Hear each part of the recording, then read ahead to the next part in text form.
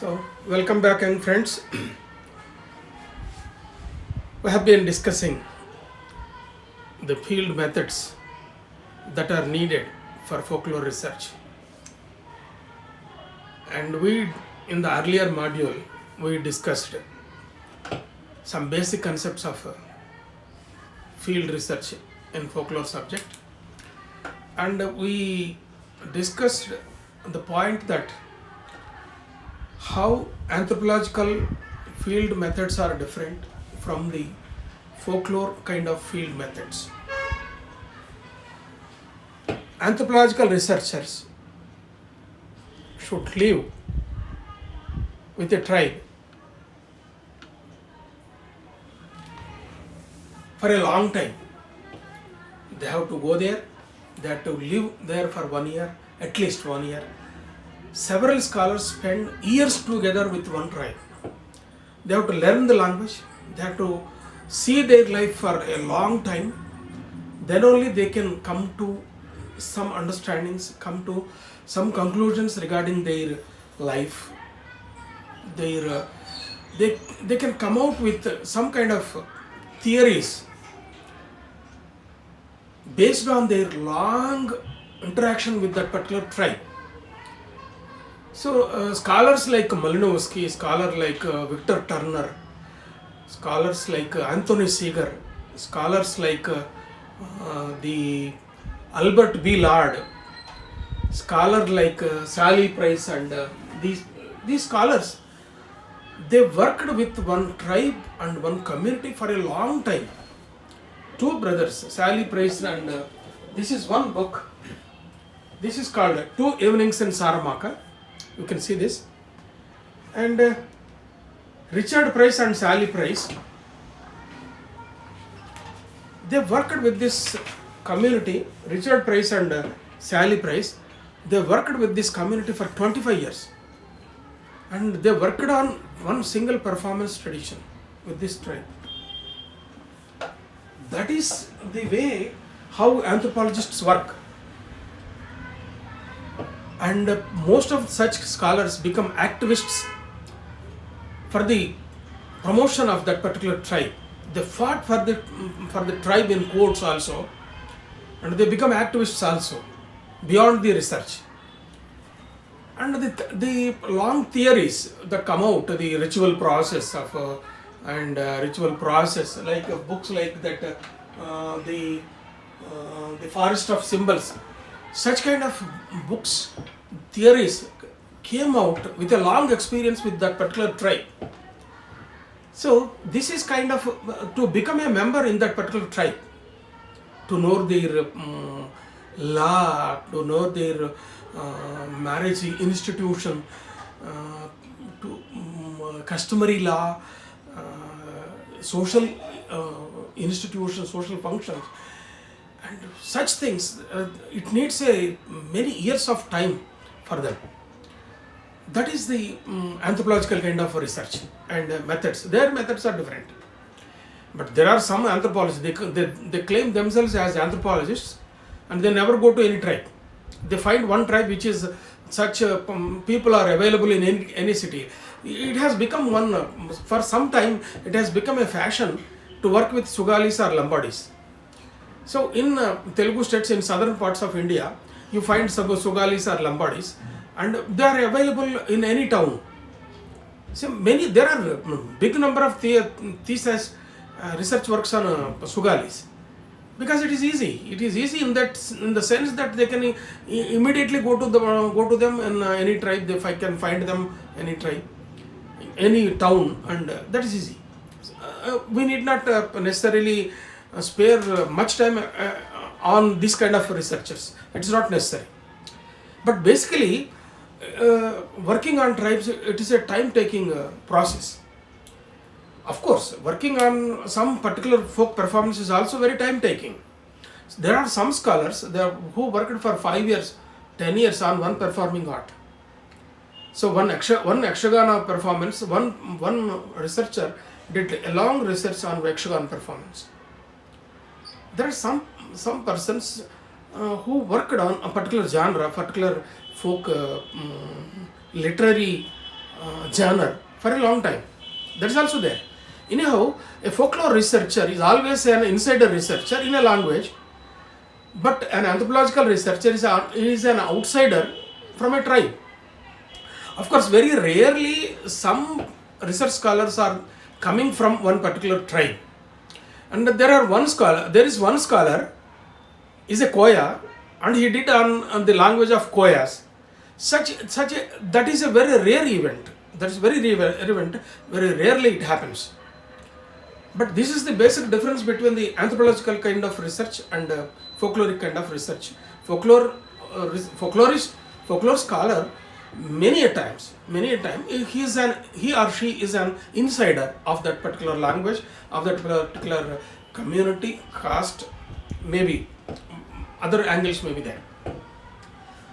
With this idea, and we also discussed some basic plans, preliminary plans. So for our field work, we need to have a plan for a bigger plan. We need to have a preliminary plan for a bigger plan. Then there is one important aspect, that how books are helpful. Are there some books, practical books, which are really helpful in helping in planning of our fieldwork? Most of the times, all times, in every event, folklore research is not separate from documentation. That's one important point, that whenever you are in folklore fieldwork, you are documenting something. That means you may be documenting a literary event. Then that one grandmother may be narrating tales to her grandchildren. You may find that particular event, or you may be attending at a ritual, or you may be attending a wedding of a particular community, or you may be attending any such kind of performance event or literary event, whatever it may be. But the fact is, you have to plan how to document that. You need to document it. Otherwise, in the early days of our field work, there was no such kind of facility. And scholars of the years, scholars who collected folk songs in Tamil or folk songs in Malayalam, folk songs in Telugu, in early 20th century, like Nedunuri Gangadaram, Vedur Prabhakar Shastri, and Deepala Pichaya Shastri, Tekumalla Chutra, such early day scholars, they didn't have even a tape recorder. The Finnish national epic, that is Kalevala, it was collected by some Elias Lönnrot. When he collected the national epic of Finnish people, he didn't have any recorder. He sat with the singers, he sat with the narrators, and he wrote down on the paper. Those papers are still available like a sacred book in the Finnish Museum, Finnish Academy of Letters. But the fieldwork is very easy. In the later days, we have cameras and we have tape recorders and we have video cameras. All now this is the digital age. Then the books, the fieldwork books, which were not there in those days, because they collected voluntarily and very with some enthusiastic way. They went to the people and they collected it. Those days are different. But nowadays, you have to deal with, in every research event, you have to document something. You maybe have to document on audio, you may document on audio video, maybe you may be documenting only with the still pictures, or sometimes all these things may not be possible. Sometimes you need to listen to the people, and after coming back to your room, you have to note down take the notes. You have to take the notes. That is also one a kind of documentation. Then when you are planning for a 10 days field work, 1 day, 1 month field work, and you have to plan accordingly. And based on the events, based on the rituals, or based on the performing arts, and based on the lifestyle studies, then you have to plan for how many days you are going to be there, and what things you have to carry, and what equipment you need to hold, and whether you have basic training on that equipment. These are all field methods.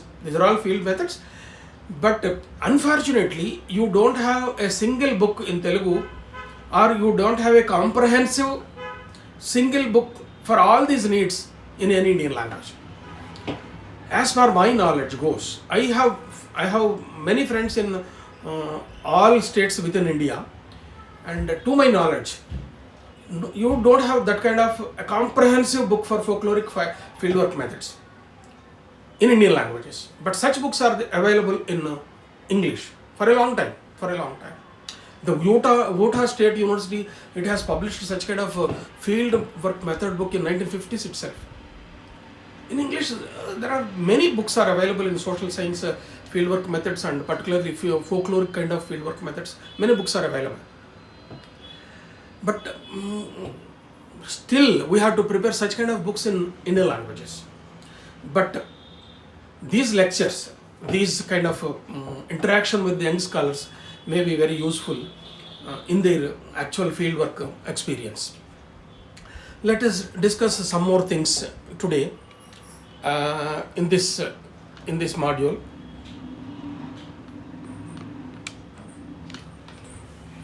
And I would like to mention about some books which are very important books for fieldwork, folklore fieldwork. This is one book. This is Folklore and Folklife, very classic work by Richard M. Dawson, who was an American professor. And this is a very comprehensive book on various aspects of folklore studies. But one exclusive chapter is there on field methods. This came in 1970s itself, and 1972. So he is Richard Dawson is the guru of the modern architect of folklore field. Folklore, Alan Dundes is the guru of Alan Dundes. One important chapter is there in this book. This is the Folklore and Folklife. And Utah State University also is having one important book on fieldwork method. And one other important book is there in, it is by,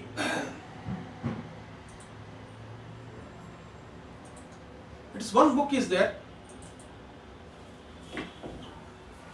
in the Library of Congress. See this book, Folklife and Fieldwork, an Introduction to Field Techniques. It's a very small book, but very important book. And this book, it is there, and see that book. This is, you can have a bigger view. Folklife and Fieldwork, an Introduction to Field Techniques. This book is freely available in internet. You can download this book, and it's only a 46 pages book, but very important book. But still, it is outdated in the sense that the equipment, the cameras, the audio recorders, which were used to explain in this book, they are outdated. And such old cameras and such old audio recorders are no way they are using in these days. But still, it explains various methods, various fieldwork methods in a very lucid and simple way. And scholars can use this book. And obvious, it is in English, because scholars who are working in Telugu, scholars who are working in Tamil, scholars who are working Hindi and other Indian languages, folklore scholars, maybe they are coming from any other state, any other language. They need to have some basic knowledge in English. They must be able to read they must have working knowledge in English, must be able to read some this kind of, at least this kind of method, this kind of primary books. These are primary books, and very simple and lucid language is there in English is there in these books. But some theoretical books like the study of folklore, like the forest of symbols, like interpreting cultures, like ritual process, such kind of books are you find some tough English language, but you need to have such kind of training to understand those theories and apply in your work. And even in the field also, you need to have that kind of knowledge. And I'll introduce one very important book, that is, it's a very classic work, and this is Fieldwork by Bruce Jackson, and this book is exclusively designed for folklore kind of research. This is published by University of Illinois Press, Urbana and Chicago. Actually, it was first published in 1986. Comparatively, it is a recent one, 1987. It was first published in 1987. It is comparatively a recent publication. But 1986, it is around 35 years ago. 35 years of time, it's outdated. Outdated in the sense that he had very long narration on how to use fieldwork rules, rapport, and this is very small part. But see this, mechanical matters, part 3, mechanical matters, recording sound, microphones, photography, and stills, movies, records.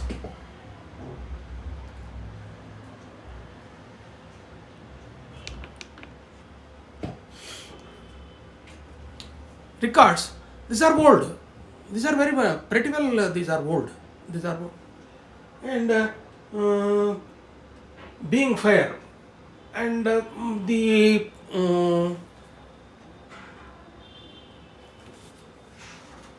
other concepts like how to do field work, planning, collecting, and rapport, building rapport, and how we can be fair with them, and the research ethics, fieldwork ethics. These are all narrated in this one. These are all narrated. They are important. They are still very useful. But the very major part of this book explain the mechanical matters, technical matters. In that sense, this is also outdated. But I recommend all the scholars certainly read this book. This is very helpful book for field workers in folklore.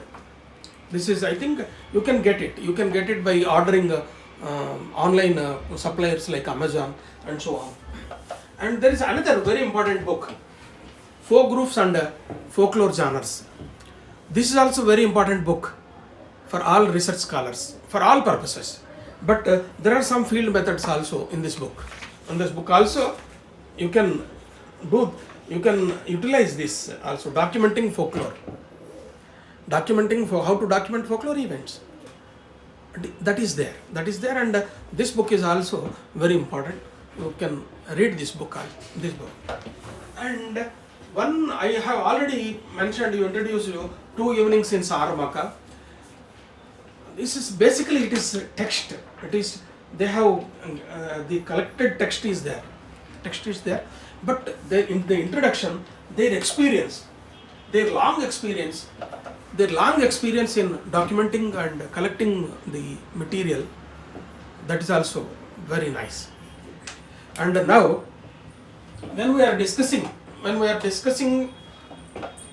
some fieldwork plannings, how do we plan, and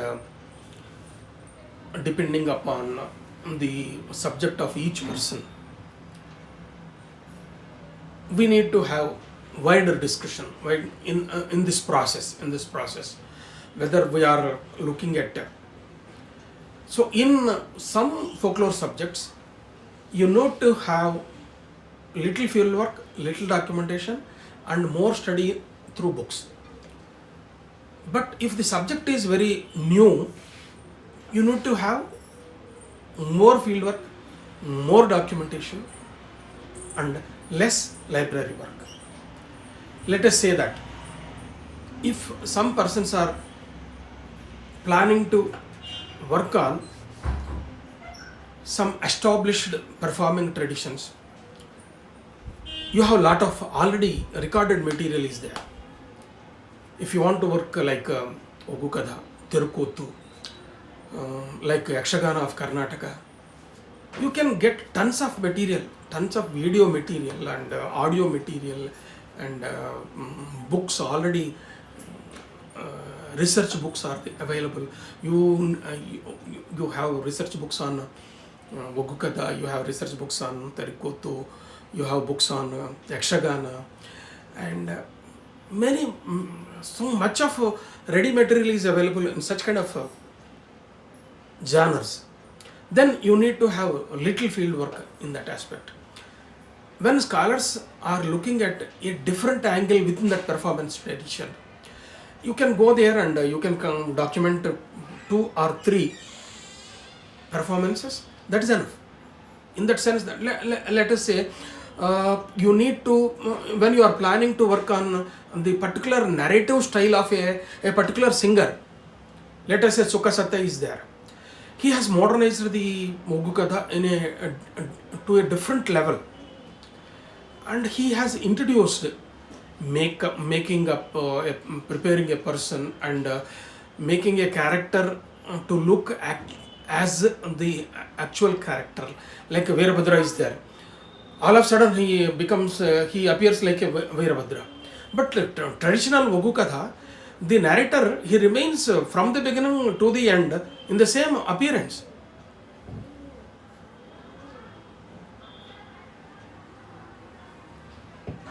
In the same appearance. So we will take a little break here.